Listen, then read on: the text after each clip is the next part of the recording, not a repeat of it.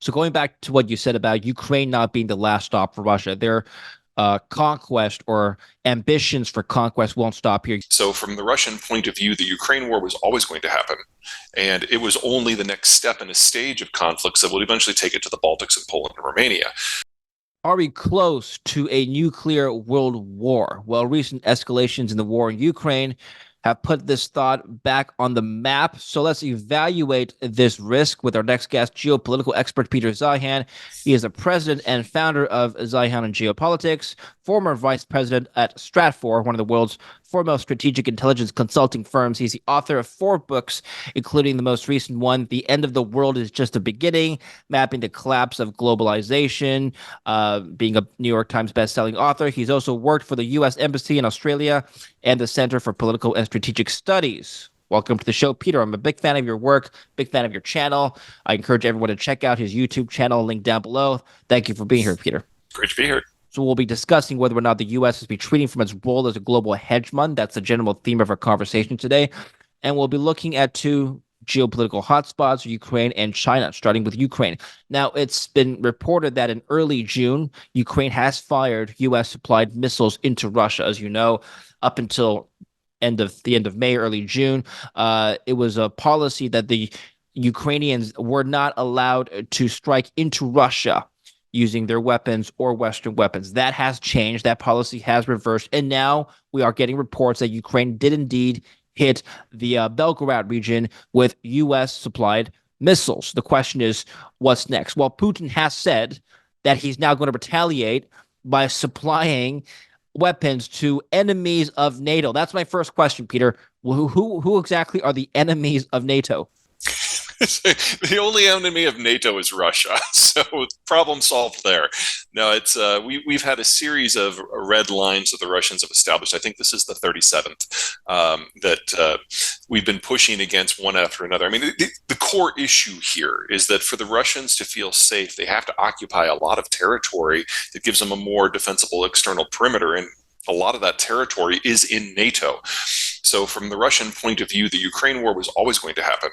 And it was only the next step in a stage of conflicts that would eventually take it to the Baltics and Poland and Romania. There's an understanding, especially in Europe, that this is the situation. And so the red lines are on both sides. And we don't know exactly where the Russians are because they keep making them up. I understand the caution that everybody has and why everyone is concerned about this step in particular. Hitting the Russians directly with Western weapons in Russia, that's not a minor issue. And we only have to be wrong once. But the Putin government has made it very clear of what Russian success looks like, and that steals a lot of backbones across Europe. And I think the fact that it was the Germans that were like the 4th country to sign up for this, and they've been the most cautious country so far, speaks volumes about just where Europe is mentally when it comes to confronting the Russians. If anything, they're being more aggressive than the Americans are now. On one of your videos that you posted on June 3rd, you said, and I quote, "We can expect by the end of the year, we will have some Western troops, most notably French, operating within Ukraine itself." Can you elaborate on this? Sure. So France is looking at the future of the European Union and realizing that everything is not stacked up the way it has been for the last 70 years. The European Union to this point has been an economic structure, a free trade zone, a common regulatory space, and more recently, a common currency area. But for that to work, you need 2 things. Number 1, you need global access for resources and end markets.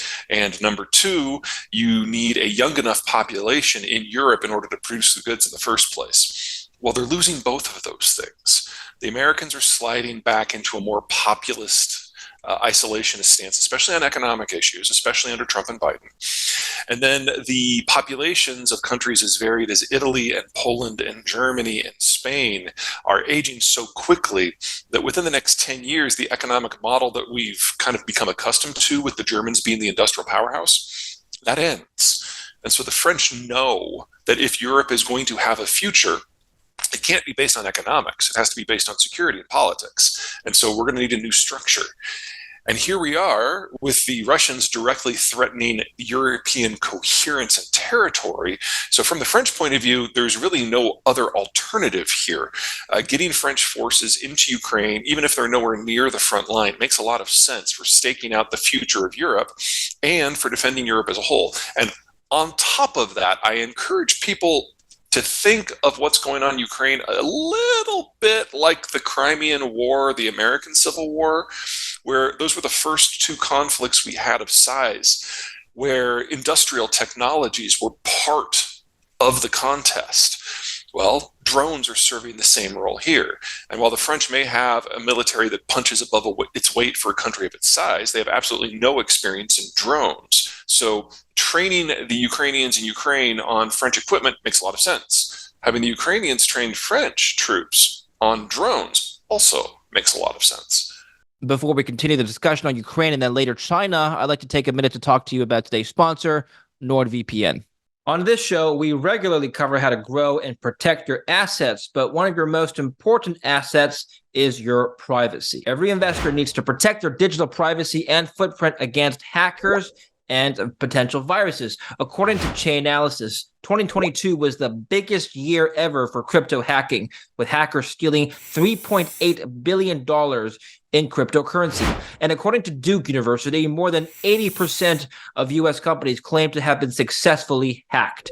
One of the best ways to protect yourself and your privacy online is with NordVPN. Not only does NordVPN hide your identity online from malicious actors and criminals, but it also comes equipped with malware protection. NordVPN also prevents you from accessing dangerous websites, allowing you to enjoy your favorite financial content securely. And the best part is that it is easy to use. Just download and click. NordVPN is available for your phone or computer, and they're currently offering 65% off on a 2-year plan plus 4 extra months. Simply click on nordvpn.com/David Lin in the description down below to learn more. Well, wait a minute. Isn't this like a hard red line for the Russians? No NATO troops inside Ukraine. I would argue that the NATO troops inside Ukraine, if they're not in a combat role, is actually less of a red line than the other 37 that we've already crossed. Interesting. So in what capacity will these French troops operate if indeed they cross into the Ukraine border? Trainers? Yeah, officially it's still to be determined. Trainers are definitely a big chunk of it, both ways. I would say that the only place where the French might get into a place where they might actually get shot at, and it's very, very low chance, is if they decide to put the French on the northwestern part of Ukraine up against the Belarusian border in order to basically provide a DMZ Korean-style tripwire so that the Russians don't decide to come in from that direction. They haven't made this announcement yet, Peter? No, not yet.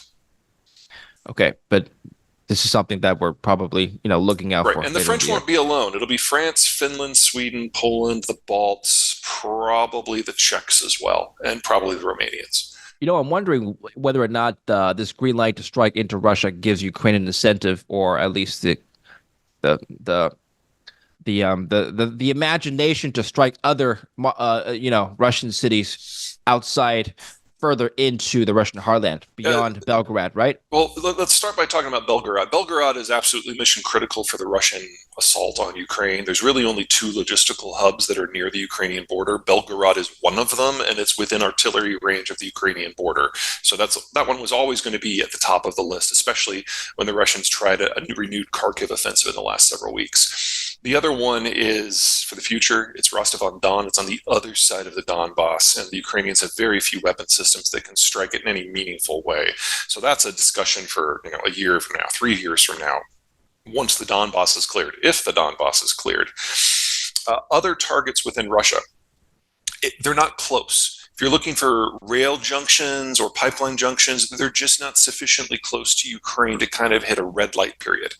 Now, that said, there is no way that Ukraine eventually ends this war on something that it would be satisfactory to Ukraine and Europe without taking the war into Russia proper to break those logistical infrastructures. So sooner or later, this will expand beyond the Belgorod axis into a broader sweep of territory. But we're going to go for this whole escalation management, as they like to call it in Washington, where you do it in baby steps. Oftentimes, a single country green lights its weapon system to be used in a simple way. You see how the Russians respond, and then everybody else piles in. That's how it's happened to this point.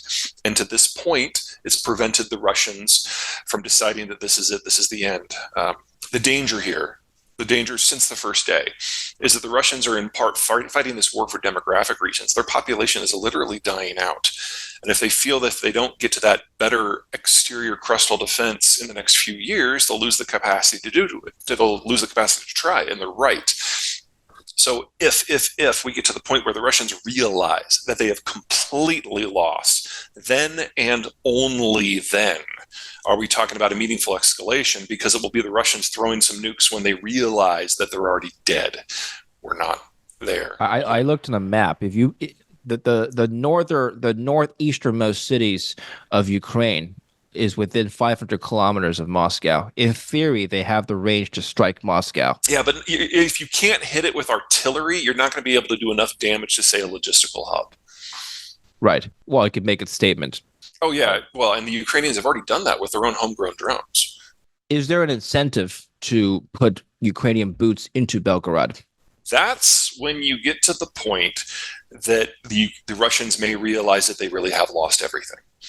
And so no one is pushing the Ukrainians to do that. Belgorod needs to be neutralized. That doesn't necessarily mean it needs to be occupied, but we're not to the point yet of having that conversation. What then is the likely next step for Putin? What is the likely Russian retaliation that we can expect from launching missiles into Belgorod? We are still early in terms of the Russians hitting flight kits to their old Soviet arsenal. They're only using those 2-ton bombs, about 10 or 20 a day. They can sustain that flow rate probably at 5 times that rate if they can get enough flight kits. So from the Russian point of view, it's taking what has proven to be a reasonably successful tactic, just taking these massive Cold War bombs, hitting with a flight kit, and then dropping them wherever they feel that they need to drop them and obliterating everything within a half a kilometer of where the bomb drops. That, to this point, has been the Russians' most successful tactic, but they're limited by the number of flight kits. So look for the Russians and the Chinese to be collaborating on that, and then look to see how NATO responds to the Chinese.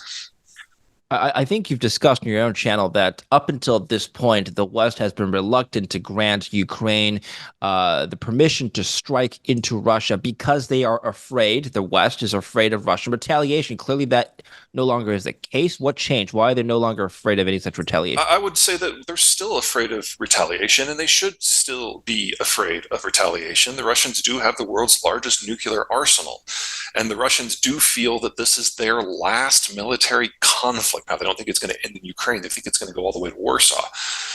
As long as the Russians are holding out a reed of hope that they can win, they're not going to throw nukes.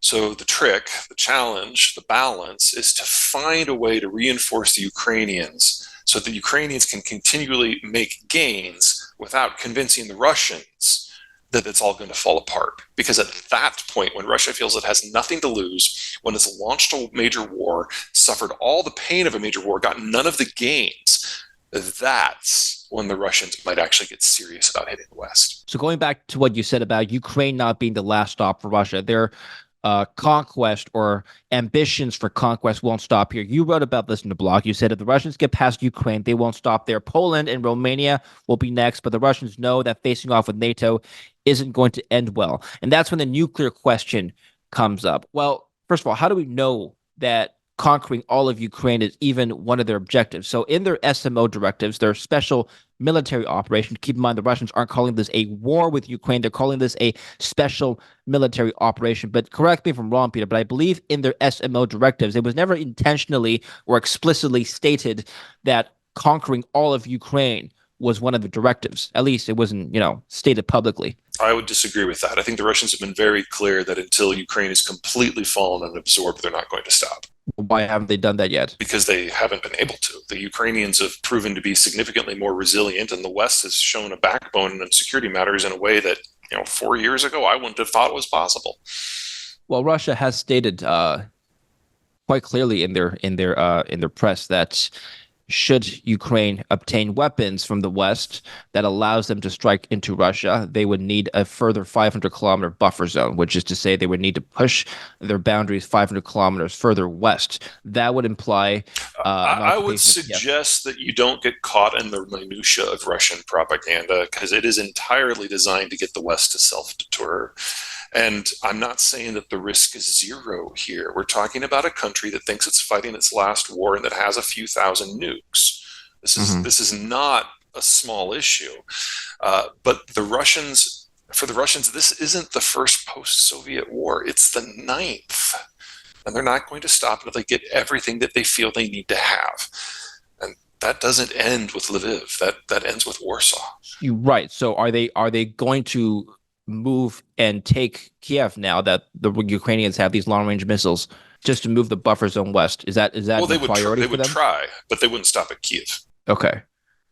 Have we seen any evidence or any movements of troops to move past the west, or move westward right now? Well, the most recent assault was Kharkiv. That was just 4 or 5 weeks ago that it began. The idea was that the Russians would be able to surge forces into a relatively unprotected front before American military support could arrive. And they made some progress at horrendous cost. But now the Ukrainians have sufficient artillery that they've stopped that offensive cold. If the Russians are to restart an assault that has a meaningful chance of capturing the whole country, they simply need more men. The slow motion mobilization that they've been doing right now has allowed the Russians to maintain their war tempo. And bringing in new weapons like the FABs has given them a degree of firepower that Ukraine simply can't match. But they still need more bodies. We have not yet gotten to the point that the majority of the Russians who are in that core territorial axis from St. Petersburg to Moscow have entered the draft yet. When that happens, you'll know that the Russians are preparing for something very, very big. Now, does the West have enough ammunition to supply to Ukraine? So according that to is CNN, the question. Yeah, well, so I'll let you answer that. But according to CNN, basically the Russians have been currently outproducing the West in terms of making conventional shells. So Russia produces about 250,000 artillery shells per month. Europe and the U.S. collectively, according to this report, produces only 100,000 per month. The U.S. is spending $5 billion to ramp up production from 14,000 to 100,000 shells per month, but that's still shy of what Russia is producing. Oh, yeah. We're never going to match the Russians in terms of the scale of production because we are not an artillery army in the United States. We are a lightning fast military that basically strikes at the core of a system and destroys it from within rather than doing a broad front like you would see in World War I. The Russians are much more comfortable fighting that sort of war. That's what the Soviet system was trained for. So we're never going to be able to match them shell for shell. We have to match them with precision and reach. On the Russian side, they're also, of course, tapping North Korea and Iran and to a lesser degree China for a wide array of different weapon systems. So their existing pipeline is significantly larger. The Russian weakness is in armored vehicles and tanks. There's this weird little disconnect going. A lot of folks are making fun of the Russians for bringing all these T-62s, tanks that are 50 years old, out of service. The thing is, the T-62s are so old, they don't have optics. So basically, you take an old tank, you change out all the tubing, you put the equivalent of a military-grade GoPro on the front of it, and you send it to the front. The T-70s, the T-80s, and the T-90s all have optics that have degraded. So they have to be ripped out and replaced with something that just takes more time. So we're seeing a lot of really crappy Russian equipment coming in, but it is not a sign that the Russians have run out of the better stuff. It's a sign that the better stuff is in the process of being overhauled. So I would expect over the next 2 years for the quality of Russian armor to steadily increase as they bring those production lines online. And the Chinese are very, very important for that. On the Western side, since the United States doesn't train for artillery wars, we're in many ways building up our artillery capacity for the first time since Vietnam. And so it's basically coming up from scratch. Now, the Europeans, whose militaries are not as advanced overall as the Americans, are finding this to be a little bit easier, but none of the European countries are as large or can flood as much capital into their industrial complex as the United States can. So it's starting from what I would say is a higher base, but the pace of increase is going to be much slower. Could we expect Russia to, I guess, fund its own proxy war against the US? Basically, what the NATO countries are doing in Ukraine against Russia, right? This just came in a couple of days ago. Russian warships arriving in Havana, Cuba. What are they doing there? The Russians send a flotilla to Cuba every couple of years as part of a show the flag, prove that they still have a navy. But keeping this in mind, that flotilla has no logistical tail and no regional support. It is purely a flag waving operation. And if we ever were to get into the position where the Americans and the Russians were actually shooting live shots at one another, that entire fleet would be sunk in a matter of probably less than an hour. Also, if you think back, I think it's been about 15 years now, they had a flotilla that came once and one of the ships broke down. And so basically had to hang out in Havana for 3 months while it could get repaired. I don't see this as a security issue. We're not expecting another Cuban Missile Crisis. The Russians have a very searing memory of that. They basically tried to achieve strategic parity with the United States on the cheap, and in doing so triggered such a massive international humiliation that it caused a coup in Moscow. As Putin is the heir to the successors of that coup, he is in no interest in triggering that sort of risk. Okay, well, we talked about artillery shells. What about the financial aspect? Does the U.S. have the financial capacity to continue supporting Ukraine? If we had a balanced budget amendment, absolutely not, but we don't. So it's not a problem. Okay. Well, the fiscal conservative of me just kind of like cringes inside as I say that, but it's really not an issue. Right. I mean, the country is running a fiscal deficit. Huge. Unless there's pressure to close that gap, you're not concerned about more money going into Ukraine. What about the public support? Yeah, I'll also keep in mind that the numbers are squishy and there's some top secret stuff in there that I'm not privy to, but as a rule, 75 to 80% of the aid so far is stuff that's been stored in warehouses. Only about 10% of it is actually financial aid, and then the rest is ammo. So the fiscal haul for the United States of this conflict so far has actually been very, very low. What are you expecting the public to think and want in regards to this war? Public opinion of this war that would ultimately affect whether or not Congress renews spending. Polling is inconsistent because Americans are inconsistent. We really have a hard time focusing on more than one thing at a time. And at the moment, Gaza is attracting a lot of attention. Most polls for the last 2 years have shown a steady support for the war in excess of 2/3 of the population. Most of them are 3/4 or more. The challenge is it's an election year, and there's a very vocal minority who basically believe whatever they're told and are insisting that people lie to them. And so the Russians love that. That faction, how well they do in these upcoming elections, I mean, that's going to determine a lot. Whether you consider this a plus or a con, we're probably going to see a Republican wipeout in this elections. Donald Trump has done a series of things, and the constellation of forces against him has really firmed up in the last couple of months. So we're probably going to see a significant defeat for that faction, but it's not going to wipe them out. Beyond that, I'd say the biggest weakness of the Biden administration on this topic is it really hasn't sat down and done a State of the Union type address from the White House about what's going on and why. That's something that has kind of been common for all administrations predating Trump and Obama. Whenever there was a new military conflict, explain it to the American people what's at stake and why we need to be involved. That still hasn't happened. And until that does, I would not consider American political support at the voter level to be particularly sticky. Demographics now for Ukraine and Russia, there's a huge population disparity. So the question is whether or not, Ukraine can replenish its army at the same rate as Russia. It can't, bar none. Any battle in which the Ukrainians don't inflict at least a 6-to-1 casualty ratio on the Russians, from a demographic point of view, is a battle the Ukrainians have won. And so the Western weapons and Western intel are in many ways force multipliers. And as we saw in the second battle of Kharkiv that was just concluded, the Russians suffered 8-to-1 casualty ratios. So, these numbers are possible, but they require a little bit of luck and a lot of planning, a lot of really good training, and hopefully soon some air support with the F-16s and the Mirages coming in. But this war is nowhere near over. It is nowhere near settled. It is nowhere near to the point that anyone who is confident in their numbers can actually call how it's going to go. The other side of the demographic equation is that the Russians are dying, and this is their last military conflict, but the Ukrainians are dying too. So the Russians feel they have to fight to the end to have a chance to survive in the midterm, and they're right. But even if Ukraine wins this war, the Ukrainian ethnicity disappears from the world in the next 50 years. So we're in a situation where both sides are fighting for time.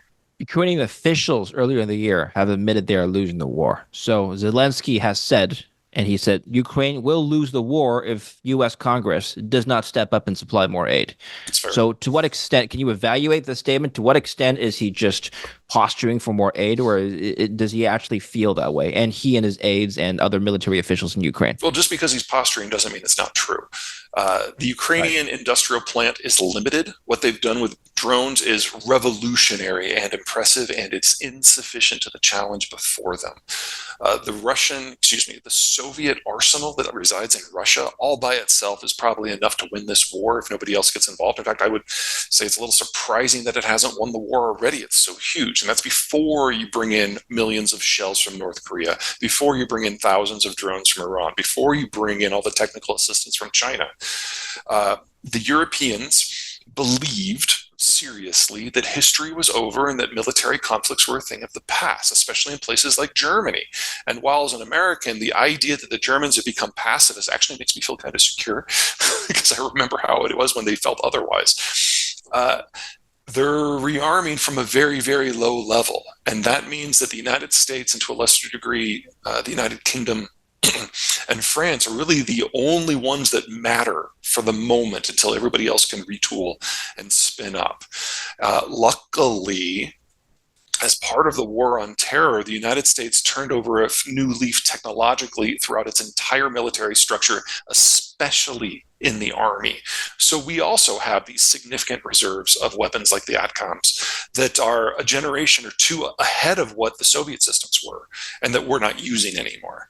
So basically what we've been doing in the first 2 years to date has been throwing each other's spares at one another in Ukraine with some dusting of some more recent things. That is not going to be how this war is going to look a year from now because we're starting to get to the bottom of those reserves. Now it's going to be about production. That's a different fight. What do you think both sides have learned from each other in regards to the military capabilities? Russia in regards to NATO's capabilities, and the U.S. and its allies in regards to what Russia is able to do now. If you're a Westerner, this is a bit of a surprise in a positive way. We found out that the Russians aren't nearly as good as they thought they were. They were not nearly as good as we thought they were. We know that their defense minister has basically stole a third of the procurement budget, and his assistant, well, the old defense minister, he got kicked out last month, and his cronies stole another third. We know that most of their military exercises were just parades, and we know that most of their new troops that they're bringing in have had less than 2 weeks of training. So it really is just grabbing a handful of people and throwing them against a wall, even if they can break through. That's the sort of war that has allowed Ukraine to survive. On the other side, the Russians have been shocked, and understandably so, that the Europeans and the Americans have actually stood up. The Germans have actively sided with the Russians on every energy and security question for the last 25 years until the Ukraine war.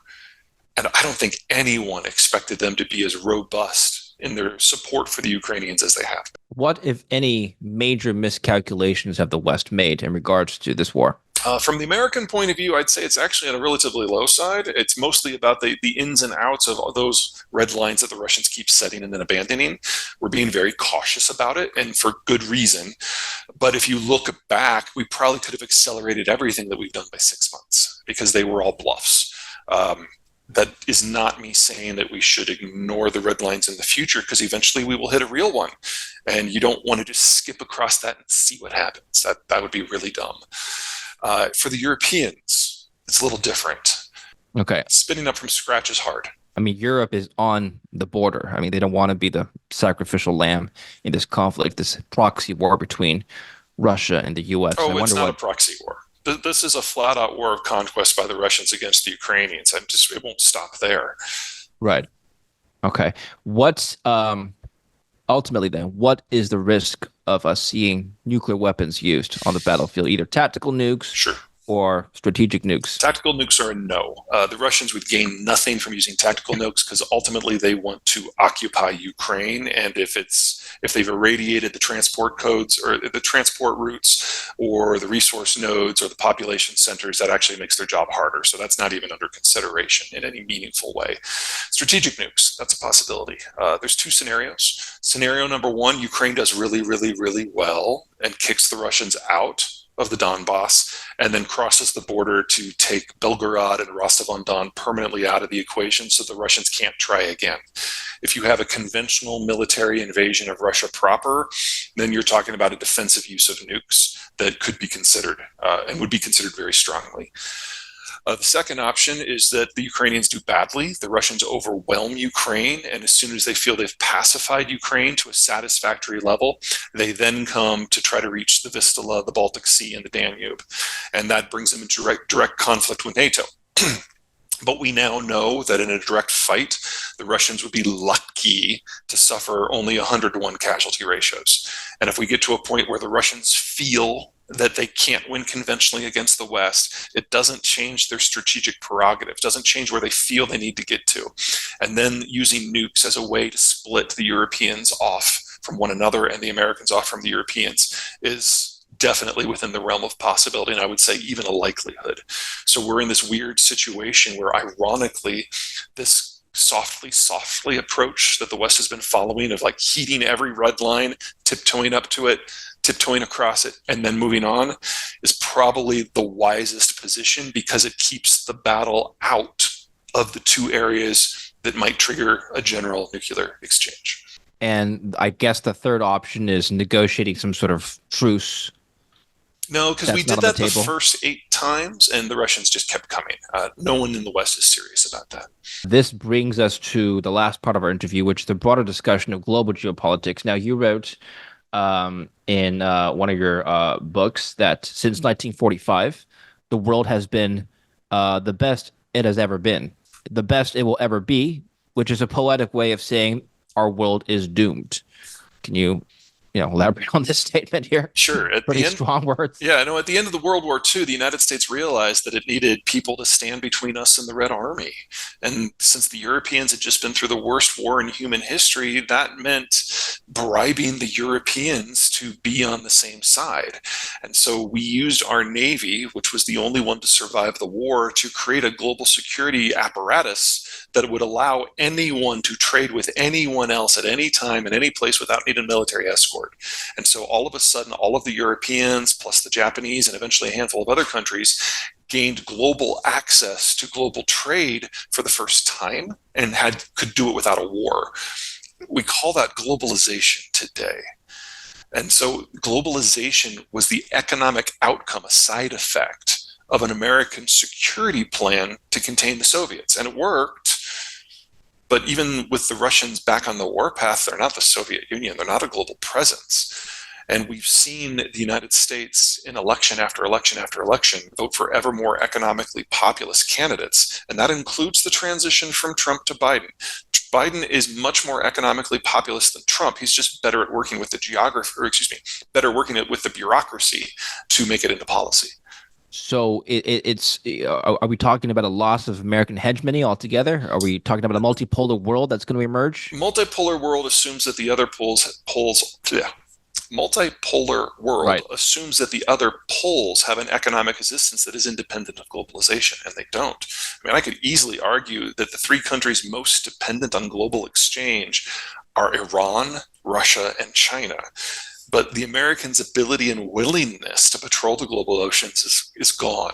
And we're kind of in this period where we're kind of holding our breath and waiting for the other shoe to drop, because the Chinese have gone full cult of personality. The Russians are on the warpath. The Iranians have never really calmed down.